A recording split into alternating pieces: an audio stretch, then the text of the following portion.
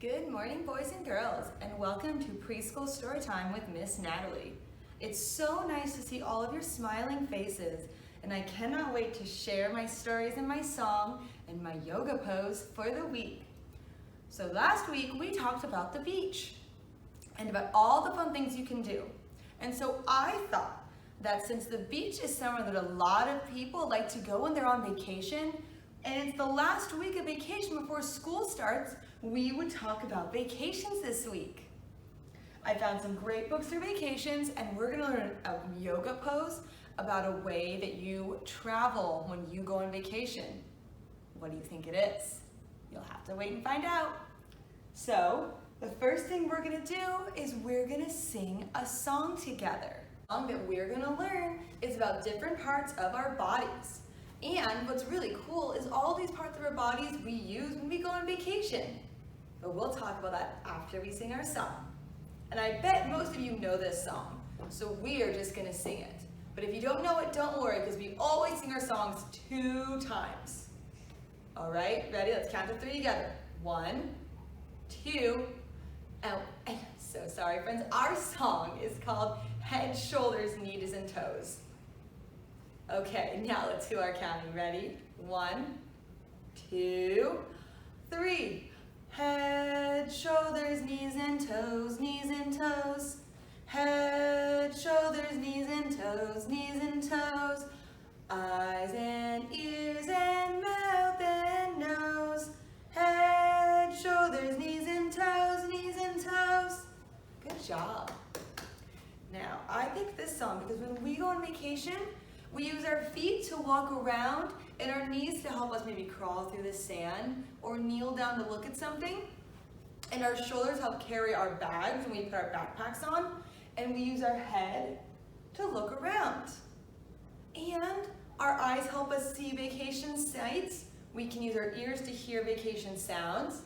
Our noses to smell vacation smells. And my favorite part, we use our mouths to eat all of the yummy food that you get to eat on vacation.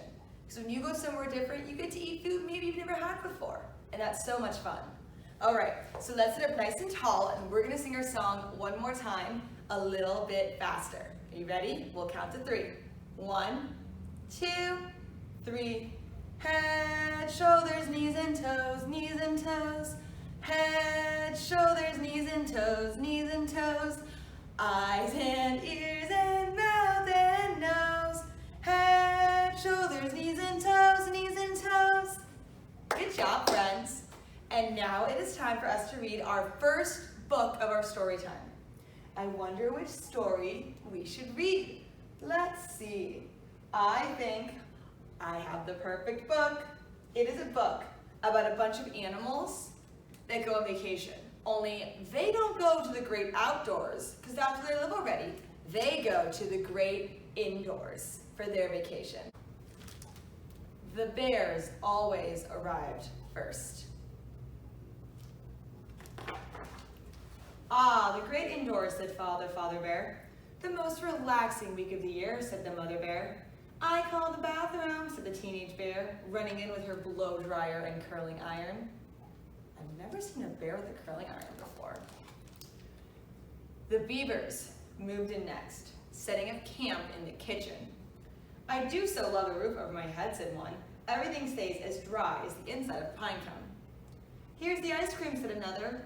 Shove it all in the freezer before it melts. Oh my goodness, the deer were next. With their karaoke machine, goodbye peace and quiet, said Big Deer. Hello dance party, said the bigger deer. Wow, those deer are party animals. And the skunks flopped on the couch. Ah, the simple life.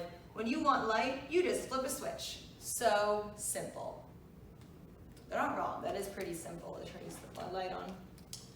Everyone gathered on the glow of the television while the beavers whipped up snacks. That means they cooked them. Can I have more ice in my drink, said the Mother Bear. Of course, said the beaver. Nothing like a frosty cold drink, said the bear. So much better than the forest temperature drinks at home. Lasagna time, said a beaver in a chef's hat. You ever seen a beaver in a chef's hat before? I sure haven't.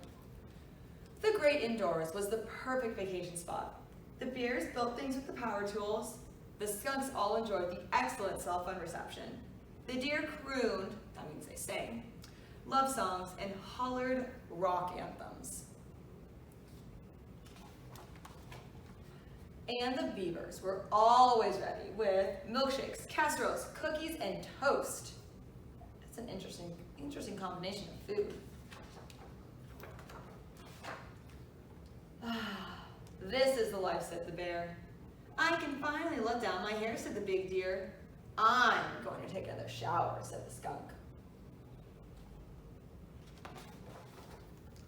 As the days went by, things got less than perfect. I'm so sore, all this dancing and singing. My thumbs hurt from playing Down Builder 4 all day. The teenage bear still wouldn't come out of the bathroom. Then it got worse. Uh-oh. Did you drink all this coffee, you little stinker? We forgot to put the lid in the blender. Who left the freezer open? And who keeps licking the butter? Who's licking butter? Who wants to lick butter, those silly animals? Oh no, and it still got even worse. Oops, I broke the bed. Oops, I blew out the speaker. It's just a small toaster fire. You're not supposed to put nacho cheese in the toaster. Oh my. That is a whole lot of crazy.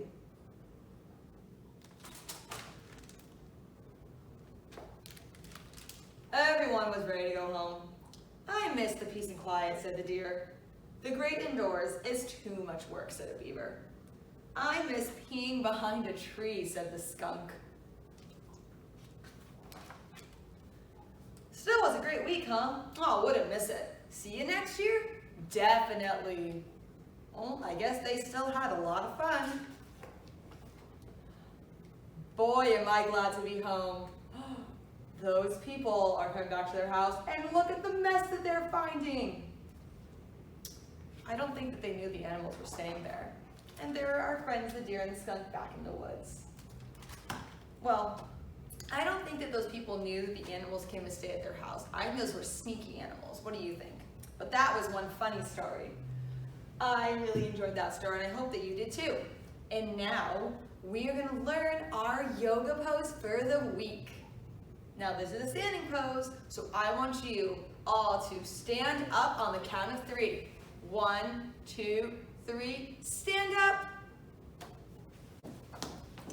All right, friends, good job standing up. Now, before we do our pose, let's practice our nice yoga breaths. And this time, we're gonna be a little different. We're gonna use our arms too. So we're gonna put our arms right in front of our bellies with our hands touching. We're gonna breathe in and out. That feels really good. Let's do it one more time. Breathe in. Breathe out. Good job. Now, it is time for us to learn our yoga pose of the week. And do you remember what I said in the beginning of story? It's gonna be, we're gonna learn how to be a type of transportation that you use when you go on vacation. And this method of transportation starts with a P, and it flies in the sky like a bird. It's a plane. So we are doing airplane pose. So we're gonna stand, we're gonna stamp our feet into the ground and sit up nice and tall. I'm gonna turn to the side so you can see me. So we're gonna stamp our feet, and our arms are gonna make a T in the air, stretch them really far out, reaching our fingers in either direction.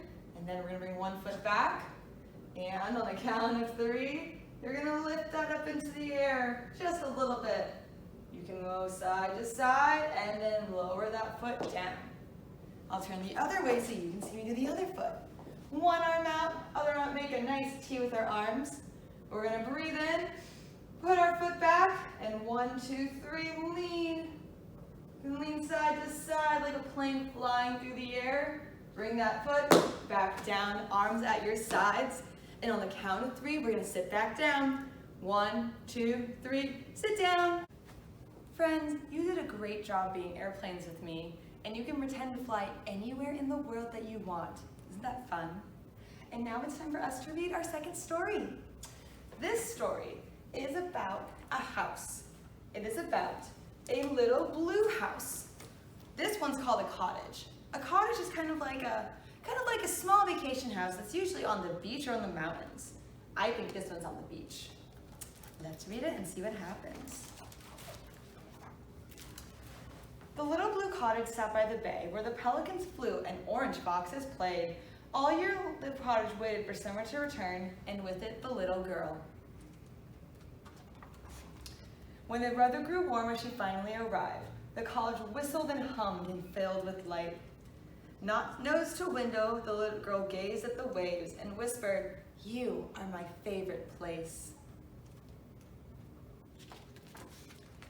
Gray dolphins dove while seagulls sang. Bright-colored boats bounced over the bay.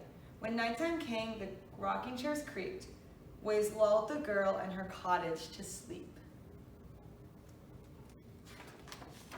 Then it was fall, the girl left again. As the leaves turned to gold, the blue cottage sighed. When wintertime came, the girl stayed away, while the little cottage shivered through snow, ice, and rain. This must be on the East Coast, whereas on the East Coast you get all 4 seasons. Summer came, dolphins splashed, and the little blue cottage hoped, watching for the girl on the red clay road. Eventually a honk honk echoed around the bend. The girl had come back to the cottage again. The little cottage smelled like bacon, pancakes, and popcorn. The little girl smelled like syrup, sunscreen, and sea. The girl cuddled close to her favorite nook and whispered, "I miss you when I am away." When the heat filled the cottage, the girl stayed outside. The cottage kept watch as she caught fireflies. She swam like a mermaid and yelled in the wind, faster and faster, and again and again. When thunderclouds gathered, the little girl hid indoors, where it was cozy, safe, quiet, and warm. Wild waves crashed and the world filled with water. As angry winds howled, the cottage stood strong. Year after year and night after day, the girl in the cottage, the sun and the rain. They grew up together from summer to summer, the little blue cottage, the little bay girl. Then one summer arrived and the girl stayed away. The cottage waited and waited. The kitchen was silent, smells of syrup fading. The boat went unused and the games went unplayed. The cottage sat empty and dimming to gray through holidays, heat waves, and hurricanes. Years came and went along with the hope that the girl would appear on the red clay road. Then one day a faint beep beep echoed in the drive. Gravel crunched under feet and the little cottage cried, "At last!" The girl, now a mother, had finally arrived. The cottage whistled and hummed and filled with light. The girl opened the windows and breathed in the waves. "I missed you," she whispered, "while I was away." She repainted the cottage so it once more gleamed blue. It was just like new. It was just like always. The rooms filled again with families, seesaws, and songs. The little cottage beamed bright as the days lingered long. Gray dolphins dove and white seagulls sang. Bright-colored boats bounced on the bay. When nighttime came, the rocking chairs creaked. Waves lulled the girl and her cottage to sleep. That was a sweet book, because you know, a lot of times when people go on vacation, they own a home that's just for vacation. A lot of times it's a little cottage like this, where they only go in the summer. That was a cute book. And now, friends, it is time for us to say goodbye until next time. Friends, thank you so much for coming to my story time today. I really hope you enjoyed my books and my yoga pose and my song. And maybe next time you come to the library, you can tell me about where you used to go on vacation, or about where you went on vacation. So it is time for us to say goodbye until next time. Friends, thank you for coming. Friends, thank you for coming to my story time. I really hope you enjoyed all of my vacation books and learning how to be airplanes together and our song.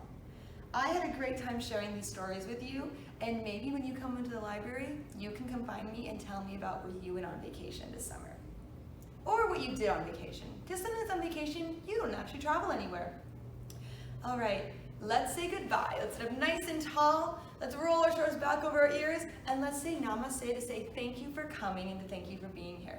Let's take one hand, two hands, clap them, put them here, and on the count of 3, namaste. 1, 2, 3, namaste. Thank you for coming, and you're saying thank you to me for being here. And now we'll say goodbye. We can say goodbye in English, goodbye, in Spanish, adios, or in Italian, ciao. So you can pick on the count of 3. 1, 2, 3, ciao. I will see you next week for story time, and I hope to see you in the library soon. Goodbye.